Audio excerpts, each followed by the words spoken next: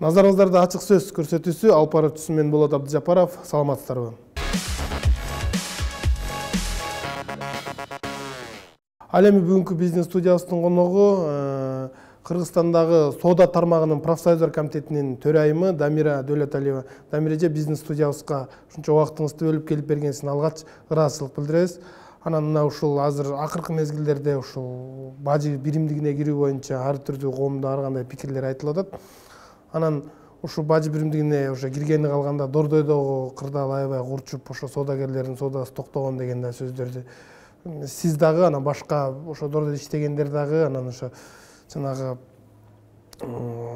соода саттык палатасы иши кылып көп эле кишилер ошо айтат да. Сиз ошо Дордойдун баягы сатуучулардын, соодагерлердин укугун коргоон эң негизги адам катары айтсаңыз, Дордойдо кырдаал кандай болуп атат? Рахмат, студияңарга келип ушу биринчи суроону именно Дордой деп сурап атасыңар. Кырдаал аябай начар болуп атат. Бул бажы биримдиги менен кирген менен ойлойм, ан менен эмес окшойт. Ал менен бул өзүнчө жыл сайын декабрда, январь, февральда 3 айда соода негизи Дордойдо токтойт. Негизи элдер ошол убакта эс алганга кетет. Ошол убакта кичине келген кишилер да азап келип калат. Анан суук менен байланыштуу ошого катары мурун илгери 10 жыл мурда эле декабрь, январь, февраль соода негизи начар болчу. Бирок азыркы абалда аябай эле начарлап кетти да. Кээ бирлер келип товарын сата албай кетип атышат да. Анан кийин өзү товар оборот десек, бир мурун 50%ка түшсө, азыр 70-80%ка түшсө десем, мен адашпайм да, ошо 80%ка түшүп, эл аябай кредитин төлөй албай, процентин бере албай, ошол эле чет мамлекеттен алган карыз калган товарлар бере албай, аябай кыйынчылык көрүп атышат да. Ошонун эң негизги себеби эмне болуп атат? Баягы Казакстан менен ошо жабылган болуп атат да, Бул негизи бир эле Кыргызстанда эмес, жалпы Кыргызстан эмес, Казакстанда эле ошондой, Россияда эле ошондой, бүт жерде эмнедүү соода аябай начар эле болуп атат да. Но биринчи ушу жаңы жылдын астында болуп атабы, бирок бажы биримдиги кирген менен себеби аны деп айта албайм, себеби бир жагынан чет мамлекетти мен Казакстанда чет мамлекет деп коеюнчу. Алар бажы биримдигине келип, чек арасын аябай жаап, товар чыгышты эле кыйын болуп атат. Бул биринчиси болуп атат да. Экинчиси анан баягы жаңы жыл, ошого карага баягы биринен бири болуп кыйынчылык болуп атат ишкерлерге. Ошо мамлекет тарабынан ошо баягы сиз дагы бир маегиңизде айткан экенсиз, мамлекет ошо Дордойдон баягы кан соргучтай болуп эле баягы салык чогулткандан башка эч кандай бир пайдасы тийбейт депчи. Ошол эле учурда сиз айткансыз, ошо жанагы Дордойдо контейнерлердин экинчи кабатында дагы салык салынат. Ошол маселелер эмне болуп чечилди? Ошо аябай жакшы суроо бердиңиз да. Бул өкмөт эмнегедир мына салык боюнча жыл сайын жана сезон деп коет. Ошол убакта хронометраж деген өткөрүш керек. Любой базар, бул жеке эле Дордой эмес, Кара Суу базар, ошол эле баягы Аламедин базар, Мадина базарынын баарынан хронометраж өтүрүш керек. Себеби кышында бир башка товар, жайында башка да бар, күзгүдө башка товар. Бирок ошого тилекке каршы көп жерде хронометраж жасалбай атат да. Баягы эле бир эле позиция менен кетип атышат да, булар салык алганы туура болбой атат биздикичи. Анан кийин бир убакта соода начар болуп калат, бир убакта соода жакшыраак болуп калат. Ошого карата хронометраж жасаса, балким ошондой ишкерлердин баягы көп биз деген эмне үчүн хронометраж жасабайсыңар, соода болбойт деп биздики Дордойдо, Мадина базар, Аламедин базар аябай чоң көтөрүлүп атышат.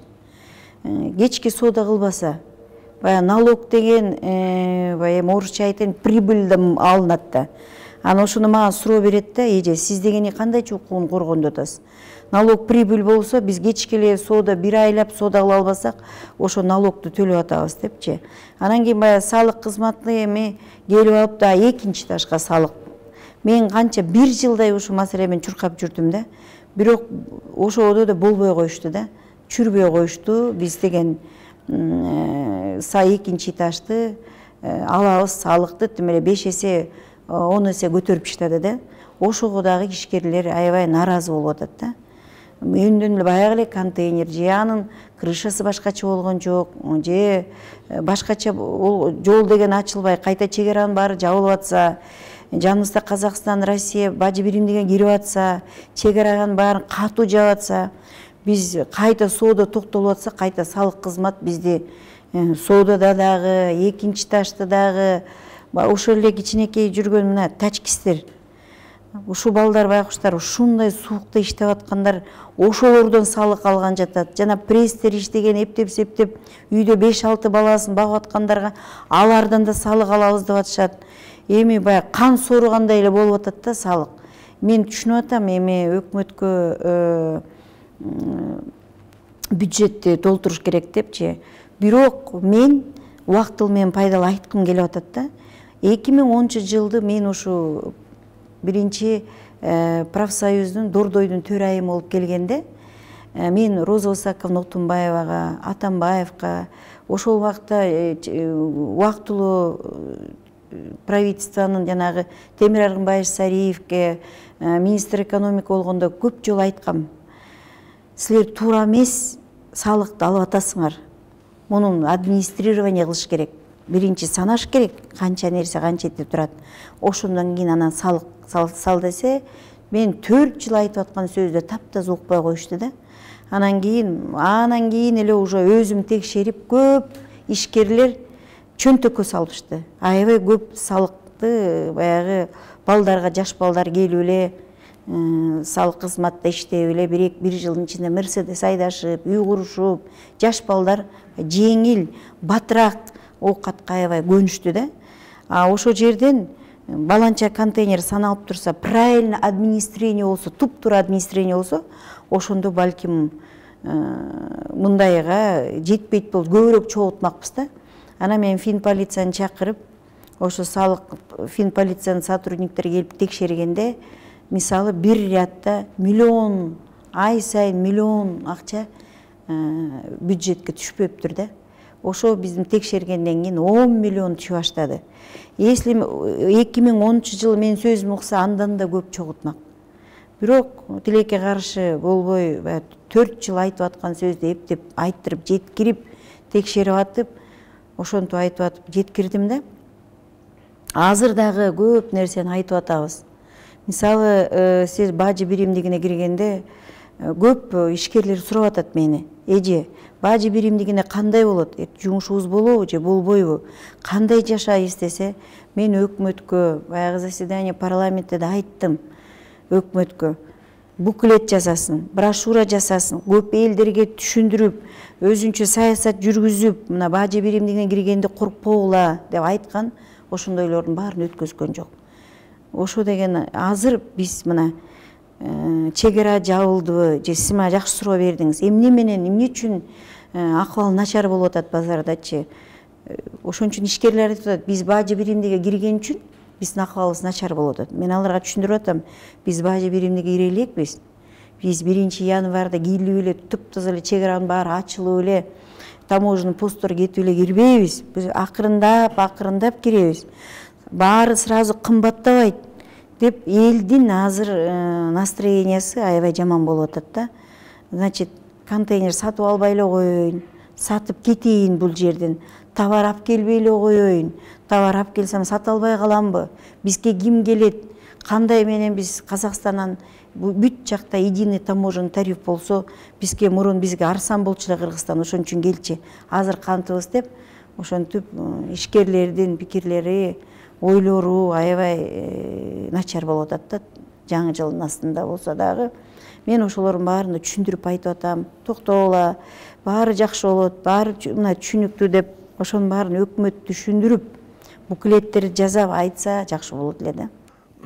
Өткөндө бир эксперт, баягы серепчи Бакыт Бакетаев ушул бажы биримдиги тууралуу өзүнүн пикирин айтып, анан биз Кыргызстан качанга чейин эле алып сатып Дордойстан болуп жүрө беребиз, биз бажы биримдигине киришибиз керек, өндүрүшүбүздү өнүктүрүшүбүз керек деп баягы Дордойду бир кандайдыр бир жагымсыз бир нерсеге салыштырып тур да.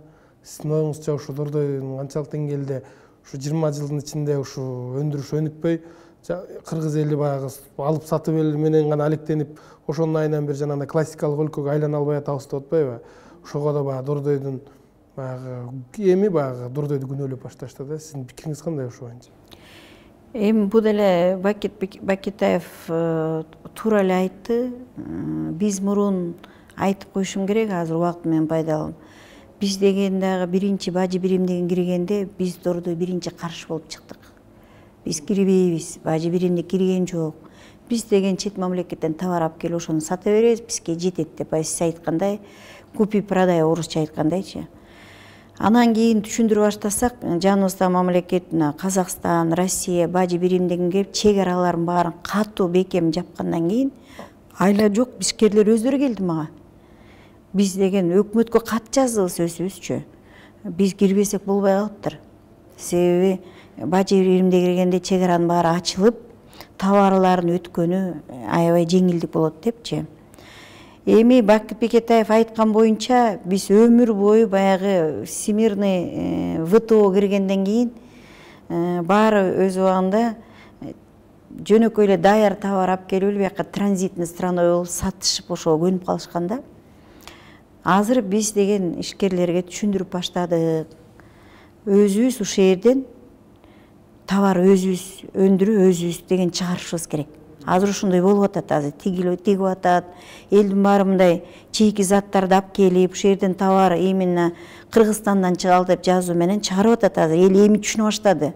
Биз элдерге өмүрү түшүнүп баштадык. Өмүр бою ошол эле тиккен товарды Кытайда, Турция үчүн Кыргызстандан тиге албайбыз.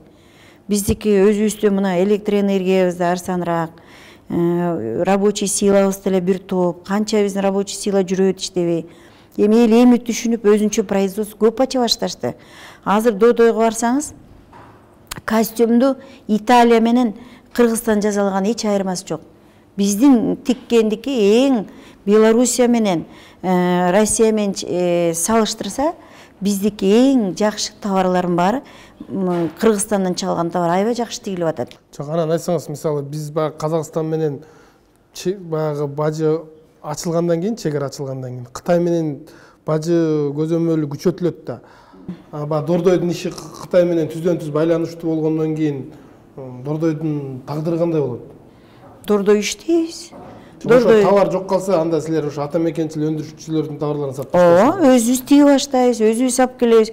Эч качан товар эми анчалык эми баягы Кыргызстан өндүрүүчүлөр баягы кытайлыктардай баягы көлөмдө, кытайлыктардыкындай болуп чыгарып баада чыгара албайт деген маселе бар да. Жок, биз маселени коюп атабыз көп. Мына эме боюнча өкмөт менен көп рабочий группаларга кирип, жана НДСтерди алып, ичине бааларды түшүрүп, товарлардын баарын, көп товарлардын баарын мен силерге айтып коеюн. Көп товарлардын баарын бизге казактын предпринимательдер кишкерлерге бербеген товарларды бизге берет. Биз себеби эң биринчи баягы ВТО кирип, эң биринчи завод, фабрикалар менен контракт түзүп, өзүнчө чейки зат товарлар бар, только эле Кыргызстандарга берген үчүн. Ошого чыгарабыз, ошого чыгабыз, ошондон кийин арзаныраак товар сатабыз деп менин ошондой оюм бар да. Ошон үчүн Дордой иштейт, иштеген иштейт депчи. Дамира айым биздин студиябызга ушунча келип, ушу ачык сөзүңүздү айтып бергениңиз үчүн дагы бир жолу терең ыраазычылык билдиребиз. Бүгүнкү биздин студиябыздын кезектеги коногу Кыргызстандагы соода тармагынын профсоюздар комитетинин төрайымы Дамира Дөлөталиева болду. Эфир аркылуу жолукканга чейин саламатта болуңуздар.